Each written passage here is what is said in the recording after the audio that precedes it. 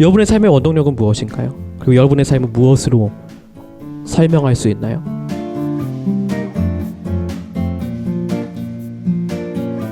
오늘 말씀에서 보면 바리새인들이 나오거든요. 이 바리새인들이 감히 자신을 신의 아들이라고 해? 이런 식으로 신성 모독적으로 느꼈던 발언들을 예수님께서 공공연하게 많이 하셨던 거예요. 그래서 바리새인들이 두고 봐라, 때만 잘 잡혀라, 이렇게 생각을 했던 거예요. 15절에 보면 그때 바리새파 사람들이 나가서 어떻게 하면 말로 트집을 잡아서 예수를 올무에 걸리게 할까 의논하였다라고 되어 있습니다. 바리새인들이 예수님께 가서 물어봐요. 황제에게 세금을 바치는 것이 옳습니까? 옳지 않습니까? 라고 물어보는 겁니다. 이 질문 자체가 덫이었던 거예요. 옳다고 말해도 나쁜 사람 되고 옳지 않다고 해도 나쁜 사람 되게 만들었던 게 바로 이 질문이었습니다. 이건 당시에 정치계와 아주 맞물려 있는 큰 이슈였는데, 이스라엘에는 지금 우리나라에 여러 가지 당이 나눈 것처럼 여러 가지 당파가 있었어요. 그때도 로마가 이스라엘 통치하는 것을 나라를 빼앗긴 것처럼 아파하는 사람들이 있었습니다. 그들은 그저 아파한 정도가 아니라 일제강점기에 우리나라가 독립운동가들이 독립운동을 했던 것처럼 저항정신이 굉장히 투철한 사람들이 있었어요. 이 사람들을 열심당원이라고 불렀습니다. 로마 제국의 입장에서는 이 열심당은 반란을 꾀하는 무리들인 거예요. 로마의 그런 통치를 거역하고 배반하는 사람들이라고 생각을 한 거예요. 이 열심당원들이 했던 일 중에 하나가 바로 로마로부터 세금을 안 내는 거였어요. 우린 내지 않겠다. 세금 납부를 거부한 거죠. 자, 만약에 예수님이 세금을 내지 말라라고 이야기했으면 어떻게 됐을까요? 그 말을 함과 동시에 로마에 저항하는 열심당원이 돼서 로마에 끌려가게 될 겁니다. 그러면 세금 내는 게 맞다고 하면 되잖아요 라고 생각하기 쉬운데, 세금을 내는 것에 대해서 유대인들은 내고는 있지만은 암묵적으로 싫어하는 분위기였어요. 이걸 낸다는 것 자체가 로마 황제의 통치를 인정한다는 거였거든요. 그러니까 사실 바리새인들은 예수님이 어떻게 대답하실지 알고 있었어요. 내지 말라고 이야기하시겠죠. 근데 내야 됩니까?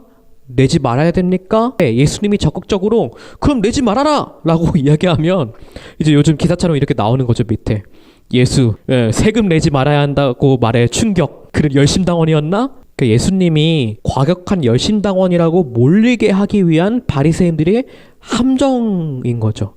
예수님은 이 질문이 함정인 줄 알고 계셨습니다. 그 세금으로 내는 돈을 가져오라고 말씀하십니다. 이때 데나리온이라고 하는 그 동전이 사실 은으로 된 은전이었는데, 거기 당시에 황제였던 티베리우스라는 황제의 얼굴이 새겨져 있었고 신에 지존하신 아들 티베리우스 황제라고 적혀 있었어요. 유대인들은 이 동전만 봐도 어떻겠어요? 거기 이렇게 적혀 있었다니까요. 신에 지존하신 아들 티베리우스 황제. 감히 하나님의 이름을 모욕하는 은전이라고 생각했을 거예요. 근데 예수님이 이 동전을 보고서 이렇게 물어보시죠. 여기에 누가 그려져 있으며 그 신 누구를 가리키고 있나? 그러자 사람들이 황제의 것이죠 라고 대답하죠. 그 다음 예수님 답이 특이합니다. 이렇게 이야기합니다. 그러면 황제의 것은 황제에게 바쳐라. 다만 하나님의 것은 하나님에게 바쳐라. 이렇게 말씀합니다. 자, 황제의 것은 황제에게 바쳐라. 즉 세금은 황제에게 바치라고 하는 이야기예요. 아주 지혜로운 말씀이죠. 바리새인들이 파놓은 함정을 교묘하게 피해 가신 거예요. 황제의 권한을 인정하는 것 같은 말씀이잖아요. 그래서 로마에 반역한다는 느낌이 들지 않게 했습니다. 근데 다만 뒤에 보세요. 하나님의 것은 하나님께 바치래요. 여러분, 하나님의 것은 뭐예요? 어떤 게 하나님 거죠? 황제는 누가 세운 거죠? 본인이 자칭 하나님의 아들이라고 떵떵거리면서 서 있는 저 황제 또한 누구의 권한 아래에 있는 거죠? 그리고 이 세상은 누구의 권한 아래에 있는 거죠? 예수님이 계속적으로 사역에서 선포하시는 말씀을 하면 이 세상은 다 하나님 아래에 있다라고 계속 말씀하셨거든요. 저기 자신이 어떤 권한으로 서 있는지도 모르는 저 황제도 하나님의 권한 아래에 있다라는 말씀을 예수님께서 하고 계신 거예요. 황제의 것은 황제에게, 하나님의 것은 하나님에게 라고 말하는 것이 마치, 그래, 돈은 우리가 쓰고 싶은 대로 쓰고 생활은 생활이고 교회 가는 거는 교회 가는 거고 라는 생각으로 해석되는 경우가 많았어요. 여러분, 그것이 아닙니다. 오늘 하나님께서 말씀하시고 있는 것은 황제의 것이 따로 정해져 있고 하나님의 것은 따로 정해져 있는 것이 아니라 하나님의 것은 온 세계를 아우르고 있는 거예요. 우리의 삶이 하나님 안에 들어가 있다는 것을 여러분들이 믿고 고백하고 있나요? 느끼고 있나요?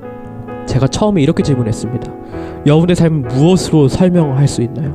여러분들의 삶에 차지하고 있는 비중은 무엇인가요? 그것대로 여러분들의 삶을 드리고 있는 겁니다. 예수님의 삶을 가만히 보면 늘 자신의 삶은 하나님 안에 있음을 늘 고백하는 삶이었어요. 늘 하나님의 뜻대로 가기를 원하셨어요. 아무것도 자신의 원대로 하지 않으시고 하나님의 소원대로 행하신 분이 예수님이세요. 예수님께서 40일 시험에 들으시고 난 뒤에 마귀가 예수님께 찾아옵니다. 그래서 이렇게 얘기합니다. 너 배고프잖아. 돌이 떡이 돼서 한번 만들어봐 라고 이야기했습니다. 돌을 떡으로 바꾸시고 드시면 돼요.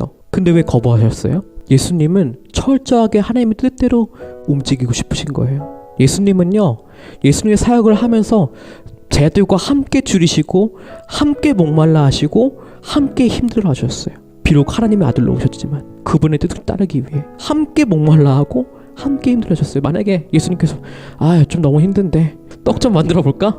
떡만 만들어. 자, 너무 힘든데 차 좀 만들어 볼까? 천군 천사 군대를 동원해서 예수님을 잡으러 오는 사람들한테 다 묶어 이렇게 하실 수도 있을 거예요. 예수님은 한 번도 자기의 원대로 하신 적이 없어요. 왜요? 자신의 삶은 하나님 안에 있다 고백하셨기 때문이에요. 여러분, 하나님의 자녀된 우리에게 하나님께서 약속하신 것은 무엇이냐면 우리가 하나님 안에 살아가는 거예요. 그리고 우리의 삶이 하나님 아니고서는 설명될 수 없는 삶으로 만들어 가시기 위한 거예요. 저번 주에도 이야기했지만 이스라엘 백성들을 하나님께서 인도하실 때 이스라엘 백성들을 40년 동안 광야에 내보내시면서 그렇게 고생 시키신 이유가 뭐냐면 그들의 삶을 설명할 때 하나님 아니고서는 설명될 수 없는 삶으로 만드시기 위해서였어요. 하나님 없이는 나 하루도 살 수 없구나. 여러분, 여러분의 삶은 무엇으로 설명될 수 있나요? 여러분의 삶에는 어떤 자소서가 펼쳐지고 있나요? 그 자소서의 중심에 하나님이 적혀 있기를 간절히 바라고 기도합니다.